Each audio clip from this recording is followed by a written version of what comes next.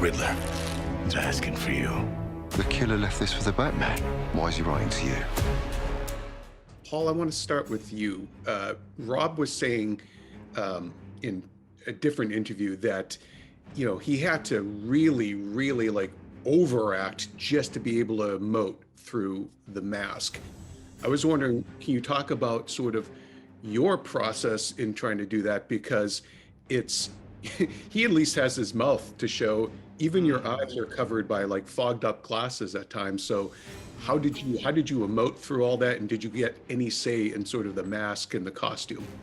Sure. Yeah, they had an incredible sort of design already going, but we all did work together to try to get every detail right. And that stuff is so informative as an actor. You feel when something activates you. I loved the mask because a lot of my work was about who he was before then, and then what does that allow him to be.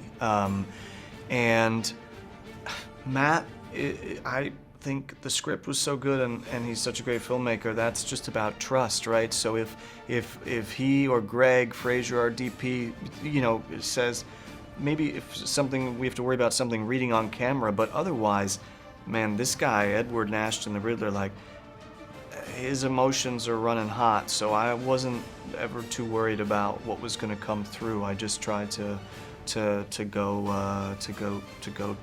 do it for him. I get what Rob means because, you know, the cowl doesn't have any movement. It's kind of almost rock solid, you know, there's no, but I kind of disagree. Having looked at Rob and been in scenes with him, and not many scenes, but a couple of scenes, I never once got the sense that he was forcing or overacting or anything. I just fully got the sense that he was inhabiting. And there's a great stillness to his performance, like there is to John in a different, to John's performance as well, in a different way, you know, that engenders a kind of an awareness of one's strength, you know. So I thought he was phenomenal in that way. I didn't feel he was overacting at all. But me, no, I was having a blast, man. I was just buried beneath, you know, hours of Mike Marino and his team's brilliance, you know. I'd sit in the chair every morning and the transformation would take place for me and around me and on me. And then I'd go to work. There was such life that was handed to me by the design, by the external physical design of the character, that inhabiting it was, I didn't feel it was constraining in any way, but I can tell you I sure was overacting beneath that gelatin. There was no, you know, and I'm not saying even that is a bad thing or, you know, doing any of that nonsense, but it was, I felt totally liberated, to be honest with you. It was a gift I was given, you know.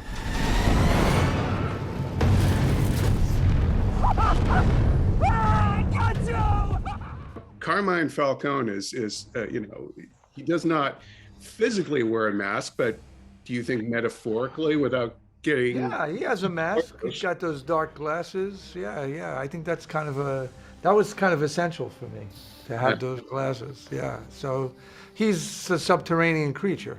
You know, he's been there a long time.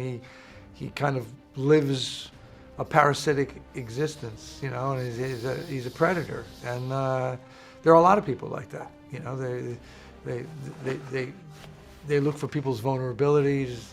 They move in, they take advantage, they make believe they're being altruistic, and then they completely possess you, you know. And there are lots of businessmen like that. There are lots of landlords like that. There are lots of people, the heads of countries, who are like that, you know, who go unnamed.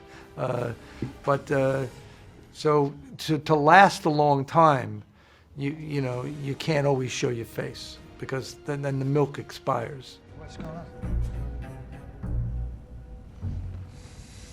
Who's the mustache with the broken nose?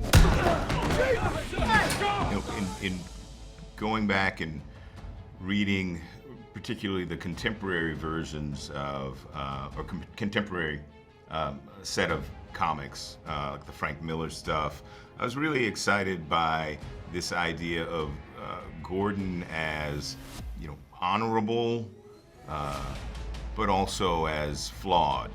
And maybe the mask for Gordon is that. And it's not to deceive, but it's just to protect. I mean, all of, you know, a cop in the middle of this Gotham, or any cop for that matter, is faced with things that challenge the psychology and challenge the humanity, and also, you know, in some ways more than challenge, damage. So, you know, I think within there's vulnerability within him, and certainly the thing that I kept coming back to was the sense of being overwhelmed. You know, every step along the way, overwhelmed by the circumstances of these particular crimes, but also overwhelmed by, you know, the larger decay of Gotham, and so you know, he tries to, you know, to work his way through that. But I think in some ways his honorability is a mask, not meant to deceive again, but one to protect to the extent that it can. Who are you under there?